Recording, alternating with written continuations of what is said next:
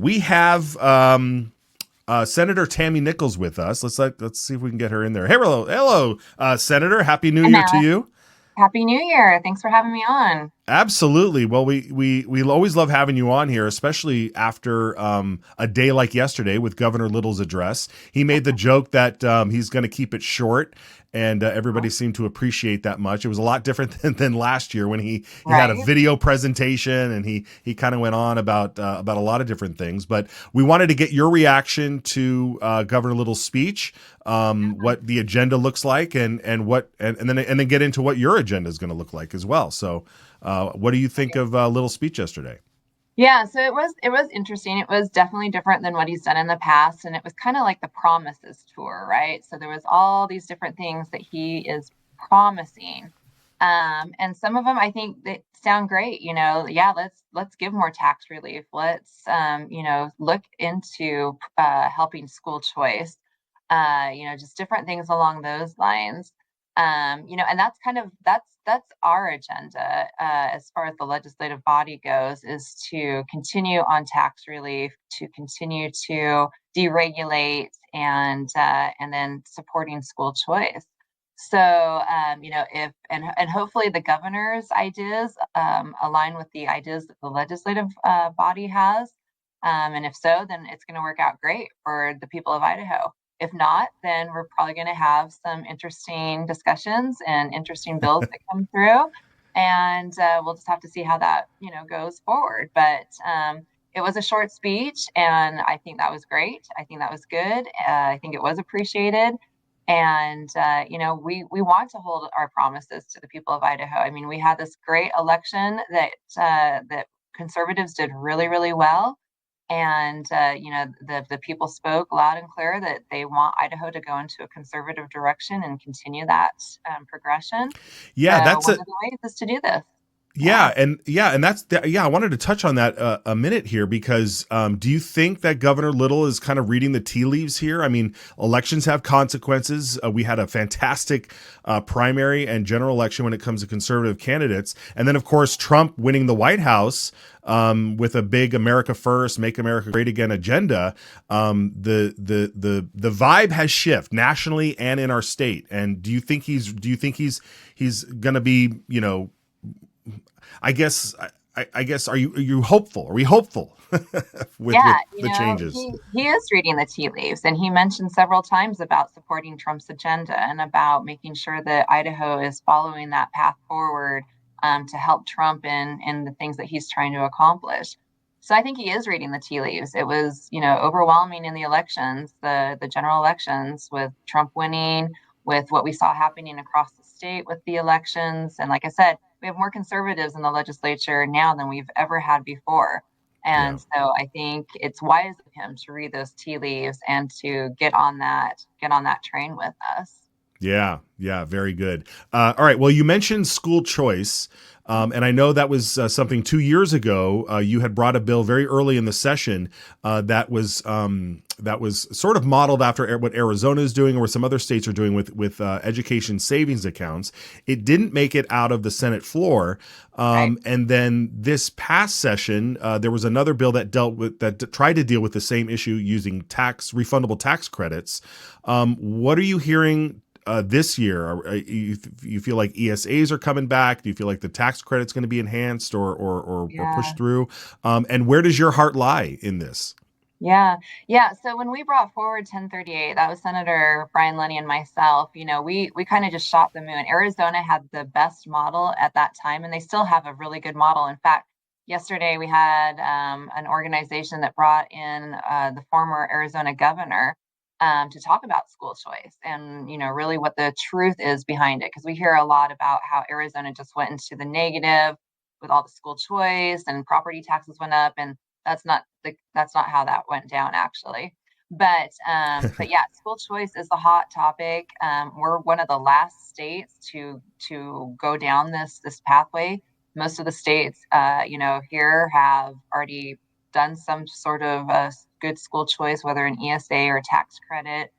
But yeah, so we pushed that narrative as hard as we could in Senate Bill 1038, because we really wanted to get that discussion going. And now we're seeing more people open to it. We heard the governor yesterday talking about $50 million to set aside for school choice type programs. So that's really, really good. That's what we want to do. We want to progress down that road. And Yeah. I think we're going to see a few different bills, either in the form of a tax credit or an ESA. My heart is to where we start getting that needle moving. So whatever we can do to start moving that needle the right direction, and what will be the best for the people of Idaho. I do want to see a full ESA model eventually, and most states do go to that, even if they've started with a tax credit or an ESA, but it's limited or capped. But most states do end up going to a full ESA or a full tax credit, after they've had it in place for a little bit. So I just want to move that needle the right direction. Yeah, that's great, and it just goes to show that even a loss, as we can put it, back in 2023 with the defeat of 1038, that really was also a catalyst to really show that there was a new day has arrived, and Absolutely. we saw it Yeah. happening across the country and so forth, and so it's going to happen here. So yeah, we're pretty optimistic too, to see something happen and get it going. Right. So I'm really happy for Yep. that. Me too. Uh, yeah. Okay. So then what? So now I love having you on and talking to you about your bills, because sometimes you have such forward thinking bills that people think are like, what are you talking about? And then What am I 6 months doing? later, yeah. And then 6 months later, it's like headline news because it's happening somewhere else or something. So Right. what can Right. we expect? I mean, you were big on AI and protecting against that. Your vaccines in the food supply and that sort of thing. Mhm. What can we expect from Senator Tammy Nichols this year? Yeah, so some of the things that I have already on my scope is, we have a lot of people that have moved into our state, and I get calls, and one of the first things that people want to know is when can they purchase a gun, and can they have chickens? So guns, we do pretty good. There's not too many problems. That's pretty cut and dry. But I'm finding that the chicken issue is becoming more and more of a thing. So I actually do have a piece of legislation that has to do with chickens so that people can have chickens. I'm not talking like roosters, but hens. And that's really because I want to help people become more self reliant. We've seen the price of eggs over the last few Oh my years just gosh, yeah. continue to go up like crazy.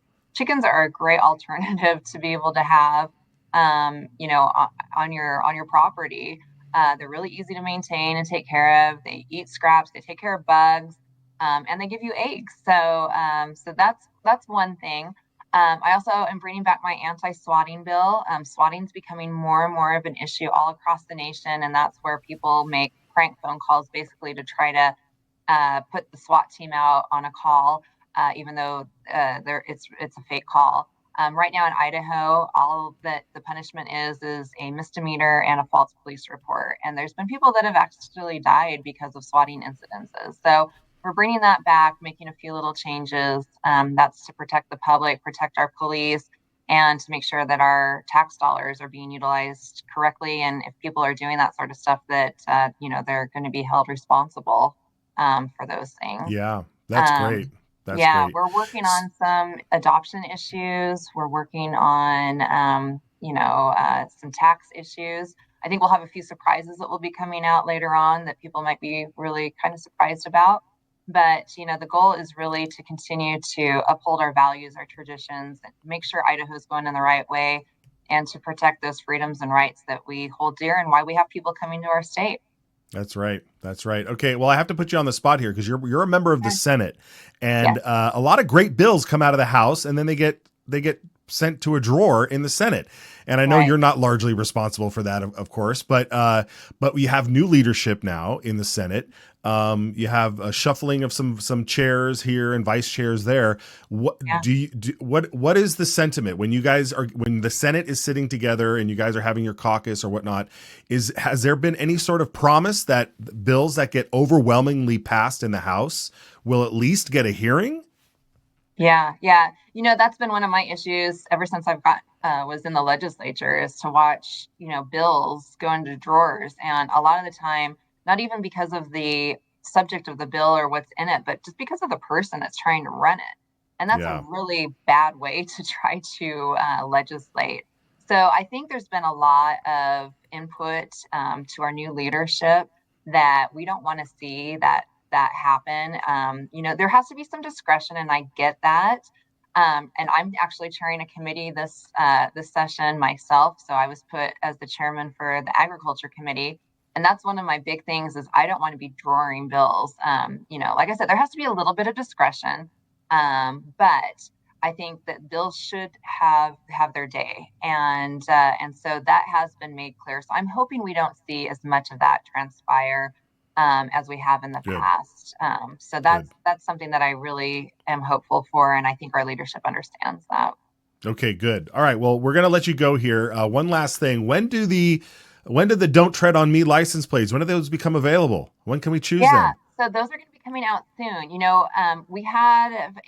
We're changing a couple of things because we overwhelmingly heard that people want the traditional yellow and black license plate.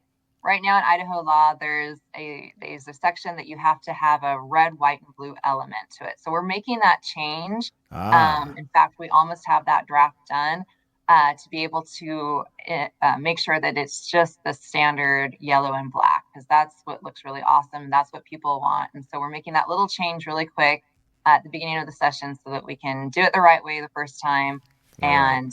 and then they'll be available. All right. Awesome. Great.